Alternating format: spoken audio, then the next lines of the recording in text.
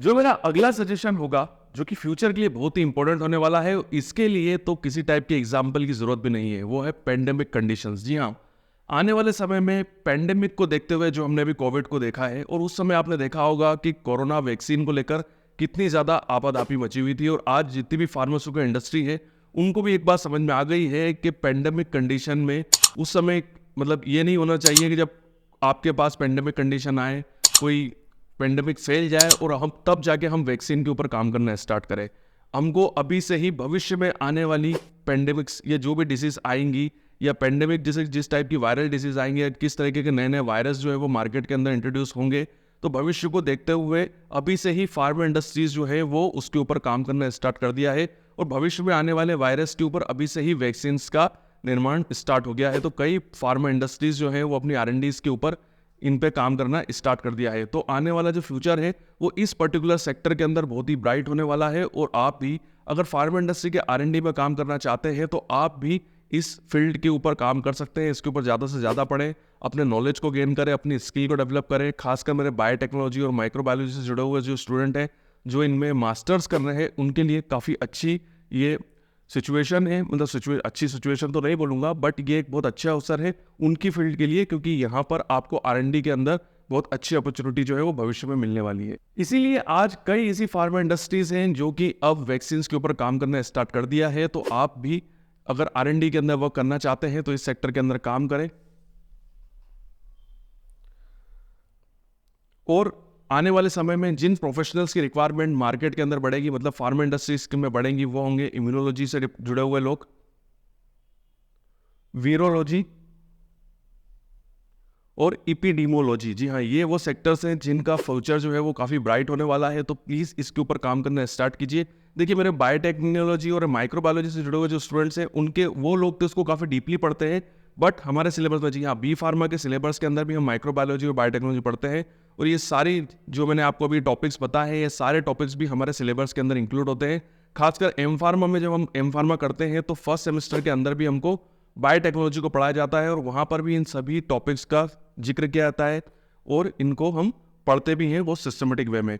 इसीलिए आप कोशिश करें कि इसके ऊपर आप ज़्यादा से ज़्यादा वर्क करें, इसके ऊपर ज़्यादा से ज़्यादा नॉलेज करें, क्योंकि भविष्य के अंदर R&D के अंदर, मतलब भविष्य तो अब नहीं बोलूँगा, क्योंकि अभी से ही कोरोना के बाद से ही अब इस पर्टिकुलर सेक्टर के अंदर काम करना काफ़ी ज़्यादा स्टार्ट हो गया है। इंडस्ट्रीज काफ़ी ज़्यादा पैसा खर्च कर रही है अपनी R&Ds के ऊपर, क्योंकि इंडस्ट्री को एक बात पता चल गई है कि इस सेक्टर के अंदर काफ़ी ज़्यादा पैसा है। क्योंकि कोरोना के समय आपने देखा होगा कि जितने भी जो भी इस दुनिया के सबसे बड़े देश हैं, या जो ताकतवर देश हैं, जिनके पास काफ़ी ज़्यादा पैसा है, उन्होंने ही अपने लोगों में सबसे पहले वैक्सीन को लगवाया था, मुंह मांगे दाम देकर। उन्होंने इंडस्ट्रीज़ को मुंह मांगे दाम दिए, डबल दिए, ट्रिपल पे करा, और अपने लोगों को वैक्सीन लगवाए। और वो जो गरीब देश थे, उनके लोगों का नंबर काफ़ी बाद में आया।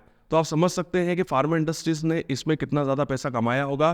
तो इसीलिए आज काफ़ी सारी फार्मा, मतलब जितने भी बड़े प्लेयर्स हैं फार्मा इंडस्ट्रीज़ के अंदर, वो सभी लोग अपनी R&Ds को डेवलप कर रहे हैं, अपनी अपनी लेबोरेटरीज के अंदर वो वैक्सीन्स को है वो डेवलप करने में लगे हुए हैं। अगला जो सेक्टर है, ये भी अपने आप में बहुत ही इंपॉर्टेंट ट्रेंड होने वाला है भविष्य के लिए, और वो है ग्रीन केमिस्ट्री। जी हाँ, जैसे कि आप जानते हैं कि अभी फार्मा इंडस्ट्रीज जो है वो सबसे ज़्यादा जो मैन्युफैक्चरिंग कर रही है, नंबर 1 पे चाइना है और दूसरे नंबर पे भारत है। उसका एक बहुत बड़ा रीज़न है कि हमारे यहाँ पर चीप लेबर, जी हाँ, काफ़ी सस्ते में लोग जो है वो काम करने को तैयार हो जाते हैं, जिससे कि मैन्युफैक्चरिंग कॉस्ट जो होती है वो काफ़ी कम हो जाती है, कंपेयर करें अगर हम अमेरिका से या यूरोपियन कंट्रीज से। साथ ही साथ एक बहुत बड़ा रीज़न है कि अगर आपको अमेरिका या यूरोप के अंदर कोई फार्मा इंडस्ट्री को डेवलप करना है, तो वहाँ का इन्वायरमेंटल जो डिपार्टमेंट होता है, या वहाँ की जो गवर्नमेंट होती है, वो काफ़ी सख्त होती है। और वहाँ पर आप फार्मा इंडस्ट्री अगर डेवलप करेंगे, तो आपको किसी भी तरह का नेचर को नुकसान नहीं पहुँचा रहे हैं, मतलब किसी भी तरह के केमिकल्स जो कि खतरनाक होते हैं वो नेचर में नहीं जाने चाहिए। वहाँ के पानी और वहाँ की ज़मीन और वहाँ की जो हवा है वो बिल्कुल सुरक्षित होनी चाहिए, क्लीन होनी चाहिए। और यही चीज़ हमारे देशों में, खासकर भारत में या चाइना में, इस तरीके की चीज़ों को देखा नहीं जाता है। हमारे यहाँ की जो फार्मा इंडस्ट्रीज है वो धड़ल्ले से केमिकल्स जो है वो बहा रही हैं, नेचर को बर्बाद कर रही हैं। आपने देखा होगा कि भारत के जितने भी समुद्री इलाके हैं जहाँ पर फार्मा इंडस्ट्रीज हैं, वहाँ पर उन्होंने अपना वेस्ट केमिकल बहा के समुद्र के पानी को उन्होंने मटमेला कर दिया है। अगर आप दमन में जाएंगे तो वहाँ पर आप देख भी सकते हैं, और वो बहुत बड़ा रीज़न फार्मा इंडस्ट्रीज ही है।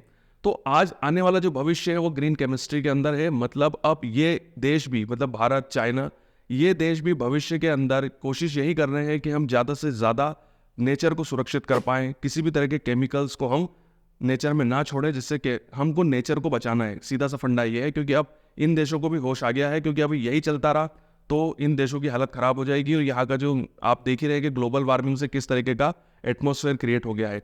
तो आने वाले समय में R&D के अंदर इस तरीके की मेथड को डेवलप किया जाएगा, चाहे वो प्रोडक्शन के अंदर हो, चाहे वो QC के अंदर हो, कि वहाँ पर जो हमारे रेसिडुअल सॉल्वेंट्स हैं, जो कि ऑर्गेनिक सॉल्वेंट्स हैं, उनके यूज़ को कम से कम किया जा सके। जी हाँ, इन टेक्निक्स के ऊपर काम होने वाला है भविष्य के अंदर, चाहे वो प्रोडक्शन के अंदर हो या हमारी केमिस्ट्री लेबोरेटरी हो या QC लेबोरेटरी हो।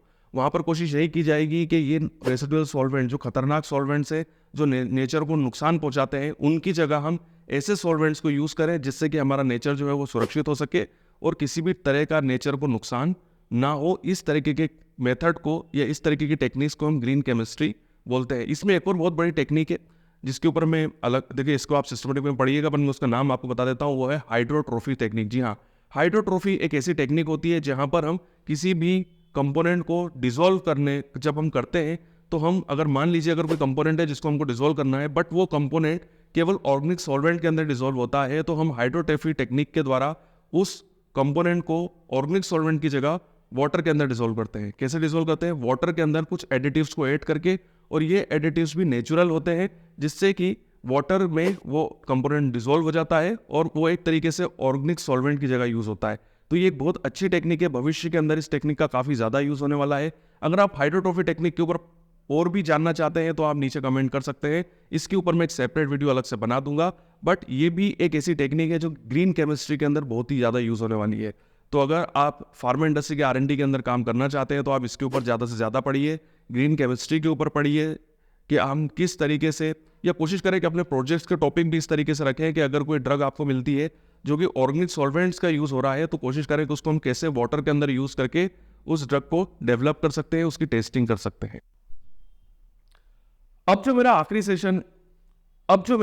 आखिरी सजेशन होगा, ये भी एक बहुत ही इंपॉर्टेंट सजेशन है, और ये हर इंडस्ट्री का गोल होता है कि उनकी ड्रग्स जो है वो हर आदमी को मिल सके, मतलब सस्ती से सस्ती ड्रग्स जो है वो मार्केट के अंदर अवेलेबल करा सके।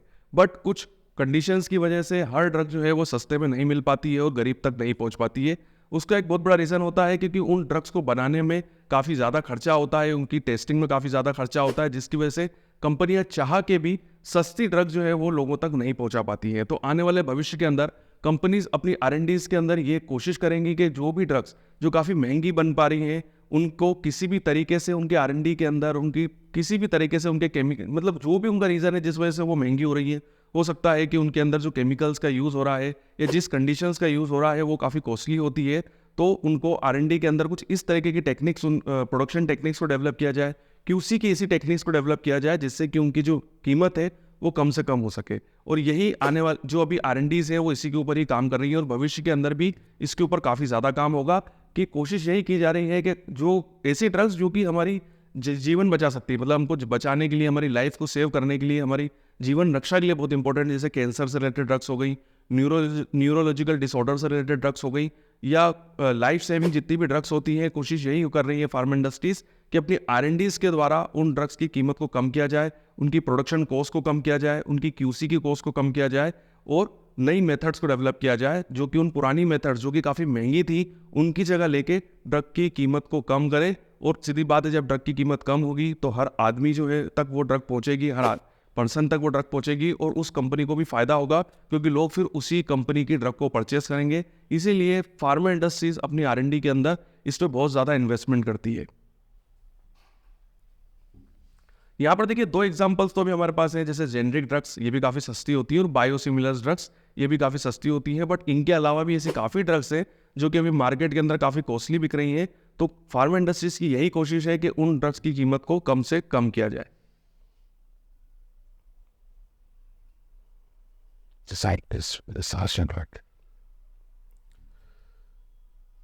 तो यहीं पे हम ये अपना वीडियो कंप्लीट करते हैं। देखिए इस वीडियो के अंदर मैंने भविष्य से जुड़े हुए उन ट्रेंड्स के बारे में आपको बताया। अगर आप इनके ऊपर प्रिपरेशन करते हैं तो भविष्य में आपको काफ़ी फायदा होगा और आपको एक अच्छी जगह जॉब मिलेगी और आप अच्छी खासी सैलरी जो है वो अर्न कर सकेंगे।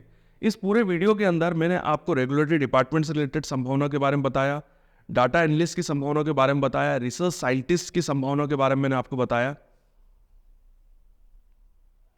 हेल्थ केयर डिलीवरी के बारे में आपको बताया। मतलब हर सेक्टर के अंदर मैंने आपको बताया कि भविष्य में किस तरीके के ट्रेंड्स आएंगे। साथ ही साथ मैंने आपको वो एग्जांपल्स भी दिए जो कि प्रूव करते हैं कि ये ट्रेंड्स भविष्य में ज़रूर आएंगे और आपको इनकी प्रिपरेशन अभी से ही करना स्टार्ट करना चाहिए। अगर आप इनके ऊपर अभी से ही काम करेंगे, चाहे आप बी फार्मा कर रहे हो, बीएससी कर रहे हो, एमएससी कर रहे हो या एम फार्मा कर रहे हो, अगर आप इनकी प्रिपरेशन अभी से ही करेंगे तो इंडस्ट्री में जब आप काम करने के लिए जाएंगे तो आपको काफ़ी फायदा होगा। तो इनमें से आपका कोई भी एक सेक्टर, क्योंकि मैंने यहाँ पर काफ़ी सेक्टर्स के ऊपर डिस्कशन किया है, तो जो भी सेक्टर आपको पसंद हो उस सेक्टर के ऊपर आप काम कर सकते हैं। फिर भी अगर कोई टॉपिक रह गया और आपको ऐसा लगता है कि भविष्य में सर इस ट्रेंड में भी ग्रोथ आएगी और बूम आने वाला है, तो आप नीचे कमेंट में उसका भी सजेशन दे सकते हैं। ये वीडियो हम यहीं पे कंप्लीट करते हैं। ये वीडियो आपको कैसा लगा कमेंट से मुझे ज़रूर बताइएगा। वीडियो देखने के लिए थैंक यू वेरी मच। आपके उज्जवल भविष्य की कामना करता हूँ और यूं ही बने रहिए मेरे साथ।